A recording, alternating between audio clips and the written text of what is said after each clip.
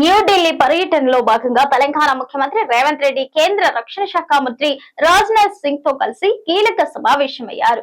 ఈ సందర్భంగా రాష్ట్రానికి సంబంధించిన పలు కీలక ప్రాజెక్టులపై ఇరువురు నేతలు విస్తృతంగా చర్చించారు. గాంధీ సరోవర్ ప్రాజెక్టు కోసం రక్షణ శాఖకు చెందిన భూములను రాష్ట్ర ప్రభుత్వానికి బదలాయించినందుకు సీఎం రేవంత్ రెడ్డి కేంద్ర మంత్రి రాజ్నాథ్ సింగ్ కు ప్రత్యేకంగా కృతజ్ఞతలు తెలిపారు. తెలంగాణ అభివృద్ధికి కేంద్ర ప్రభుత్వం అందిస్తున్న సహకారాన్ని ఈ సందర్భంగా ఆయన అభినందించారు. న్యూఢిల్లీ పర్యటనలో భాగంగా తెలంగాణ ముఖ్యమంత్రి రేవంత్ రెడ్డి కేంద్ర రక్షణ శాఖ మంత్రి రాజ్నాథ్ సింగ్ తో కలిసి సమావేశమయ్యారు.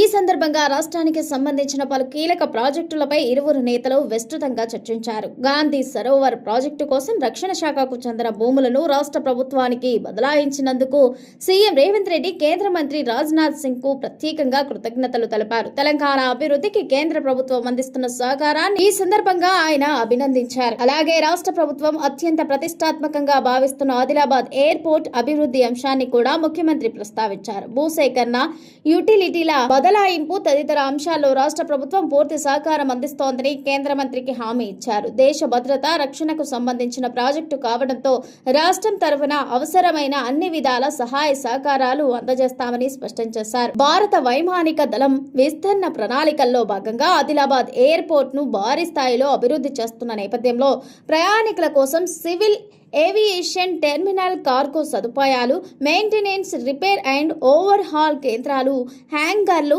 ఏర్పాటు చేసేలా చర్యలు తీసుకోవాలని సీఎం రేవంత్ రెడ్డి కోరారు. దీంతో పాటు అంతర్జాతీయ స్థాయి విమానయాన సంస్థలు తమ హ్యాంగర్లను ఏర్పాటు చేసుకునేలా ఆదిలాబాద్ ఎయిర్పోర్ట్ ను అభివృద్ధి చేయాలని విజ్ఞప్తి చేశారు.